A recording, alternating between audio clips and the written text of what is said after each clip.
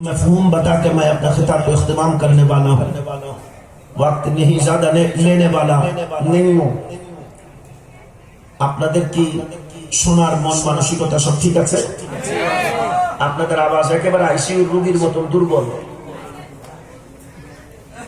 আপনারা ঠিক আছেন তো? ইনশাআল্লাহ ইনশাআল্লাহর আওয়াজটা আরেকটু বড় হলে ভালো লাগতো না? ইনশাআল্লাহ আরেকটু জোরে ইনশাআল্লাহ মোহাব্বতে ইনশাআল্লাহ উচ্চ আওয়াজ দিয়ে একবার সবাই বলেন ইয়া রাসূলুল্লাহ। নবী রওজায়ে পাক পর্যন্ত আমাদের এই আওয়াজ পৌঁছায়, নবী শুনতে পারেন। উত্তর যদি হয় হ্যাঁ, বুঝবেন ইমান ঠিক আছে। আর যদি উত্তর হয় না, বুঝবেন আপনার ইমান করোনা আক্রান্ত। ঠিকের আওয়াজও বড় দুর্বল, জোরে বলতে হবে। দরবারে বাড়িয়া শরীফের এই সাহান থেকে আমরা আমার প্যারা মেহবুব নবীকে ডাকলে নবী শুনে কি শুনে না? আরো আওয়াজ দিয়ে বলতে হবে, নবী শুনে কি শুনে না? শোনার ক্ষমতা দিয়েছেন যিনি, তিনি কে? बरेली ताजदार सैयदी और मौला किबला आला हजरत मुहद्दिस बरेली कितना अजीब फरमाए। हम यहाँ से पुकारे आका तैबा से सुने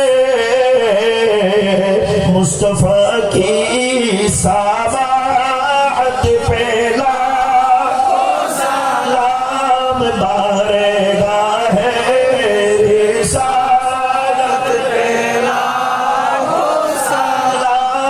जलवागा है नबूवत पेला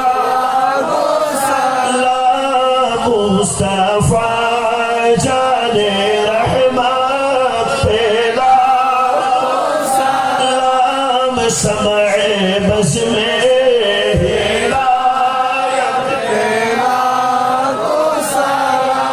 दिल ताजा हो गया। बस आइए अब कुछ बातें आगे बढ़ाते हैं। বলেন নবীর কথা শুনলে আশিকদের কলিজা ঠান্ডা হয় কি হয় না? আরো জোরে আওয়াজ দিয়ে বলতে হবে, হয় কি হয় না? আমার আগে উস্তাদ কিবলা মুকাররম বলে গিয়েছেন, ইমাম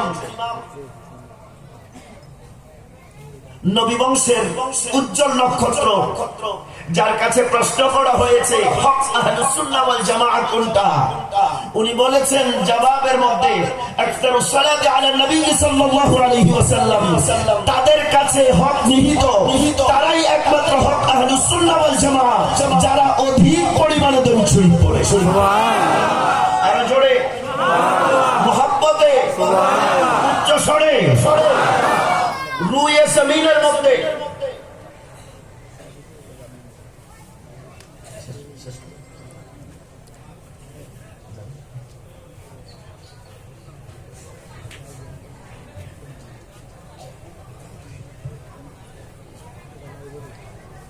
একবার দুশোর পর সালাতু ইয়া রাসূলুল্লাহ আলাইকুম সালামু ইয়া আলাইকুম সালাতু ইয়া রাসূলুল্লাহ আলাইকুম সালাম मेरे करीम से